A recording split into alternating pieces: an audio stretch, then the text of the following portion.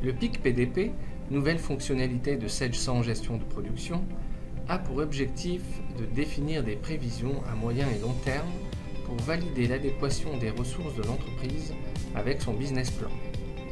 Ces prévisions se font au niveau des familles et sont exprimées en valeur monétaire. Découvrons ensemble cette nouvelle fonction. La première étape consiste à définir des familles d'articles. Ici par exemple, j'ai 2 familles, et chaque famille regroupe un certain nombre de références articles. Il ne s'agit pas de famille articles au sens gestion commerciale, mais d'une notion exclusivement réservée au PIC PDP. La deuxième étape permet de créer des horizons de prévision. J'ai créé un certain nombre d'horizons, dont celui-ci, qui a 12 périodes d'un mois. Il est également possible de créer des horizons de prévision avec une périodicité variable. Ainsi, pour celui-là, l'horizon est divisé en 3 parties. Une première partie à court terme, qui est gérée en semaines, une deuxième partie à moyen terme, qui est gérée en mois, et enfin, une troisième partie à plus long terme, qui est gérée en trimestre. On s'autorise ainsi à avoir une prévision de plus en plus précise au fur et à mesure qu'on avance dans l'horizon. Dans la troisième étape, il s'agit de gérer et de générer les répartitions. 2 objectifs, répartir le chiffre d'affaires prévisionnel sur l'horizon et répartir le chiffre d'affaires prévisionnel au sein de chaque famille. Premièrement, je crée une nouvelle répartition. Je l'appelle test. Je vais chercher un horizon parmi ceux que j'ai créés. Je définis le type de saisie, ici en montant, et puis j'ai la possibilité d'aller récupérer un historique de vente. Donc, je sélectionne mon historique du 1er novembre 2015 au 31 octobre 2016 et je valide. J'initialise mes données et je vais aller tout d'abord au niveau des familles définir mon budget prévisionnel. Pour la première famille sur laquelle j'ai un historique, par défaut, il m'a récupéré le budget de l'année dernière pour l'horizon à venir. J'ai la possibilité de le modifier. Ici, je saisis 700 000.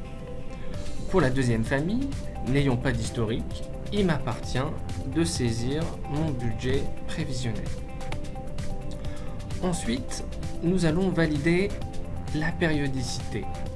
Donc, je récupère mon horizon et je vois la répartition de mon chiffre d'affaires théorique en fonction de mon historique de vente. J'ai la possibilité de le valider ou de le modifier. Je vais le valider. Ceci étant fait, je valide les périodes globales et je valide le budget par famille. Maintenant, je retourne au niveau des familles et je vais aller au sein de chacune d'entre elles pour définir la répartition de mon budget par article. Ici, sur cette première famille, ayant un historique, il m'a récupéré le comportement de mes ventes pour chacun des articles sur la période présélectionnée. Et de fait, il me propose de récupérer la même répartition pour l'horizon à venir. Ici, par exemple, je vois que mon BIC bleu représente 42% de mon chiffre d'affaires. Idem pour mon BIC noir, alors que le rouge et le vert représentent uniquement 7%. J'ai la possibilité de modifier ici ce pourcentage ou alors éventuellement de le valider. On a également pour cette famille la répartition des ventes par période, c'est la récupération de l'historique, mais j'ai la possibilité de modifier et de mettre un pourcentage différent au niveau de chaque période. Au niveau de la deuxième famille, n'ayant pas d'historique, il ne me fait pas de proposition de répartition du chiffre d'affaires. C'est donc à moi de saisir ma répartition. Dans ce cas, je vais saisir 60% pour les ciseaux, je vais saisir 30% pour les agrafeuses et enfin 10% pour mon tube de colle. De la même façon, n'ayant pas d'historique sur ces articles-là, il me propose tout de même par défaut la même répartition que ma famille précédente. J'ai la possibilité d'aller la récupérer ou alors de saisir une périodicité qui serait éventuellement différente.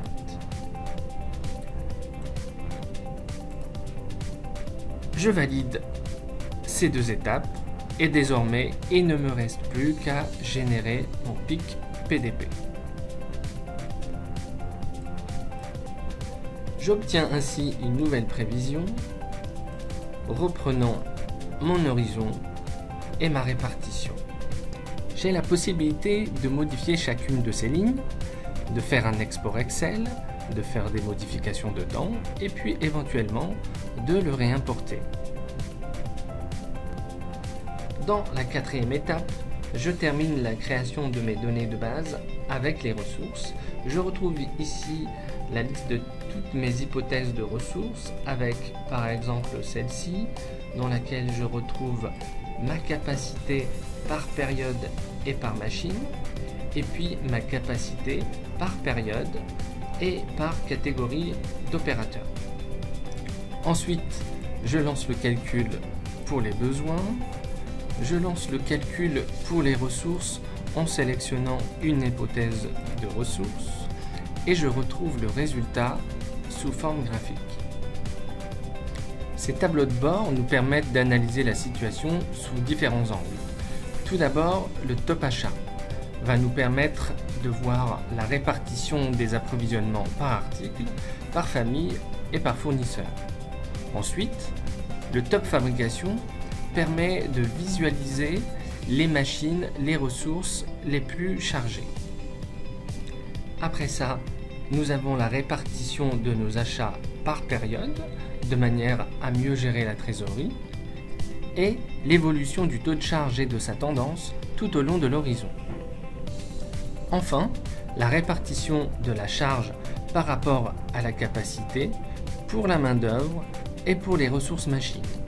Concernant les ressources machines, nous avons la possibilité d'aller un peu plus dans le détail et d'interroger ainsi chacune des machines un peu plus finement. L'un des objectifs est de pouvoir visualiser très rapidement les déséquilibres entre la charge et la capacité, de manière à apporter des modifications. Par exemple, on peut relancer un calcul en tenant compte d'une autre hypothèse de ressources. J'étais parti initialement avec des ressources à 35 heures, je peux relancer le calcul avec les ressources en 3/8. Et ainsi, j'obtiens un nouveau résultat. Et si je rentre un peu plus dans le détail, je peux visualiser tout de suite la différence.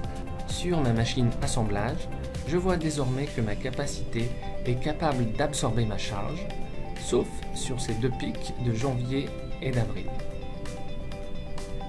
J'ai aussi la possibilité de modifier mes prévisions, de manière cette fois-ci à réduire ma charge. Pour conclure, cette nouvelle fonctionnalité permet en quelques minutes, à partir des données techniques de Sedge100 gestion de production, de simuler plusieurs scénarios dans le but indispensable d'équilibrer la charge et la capacité.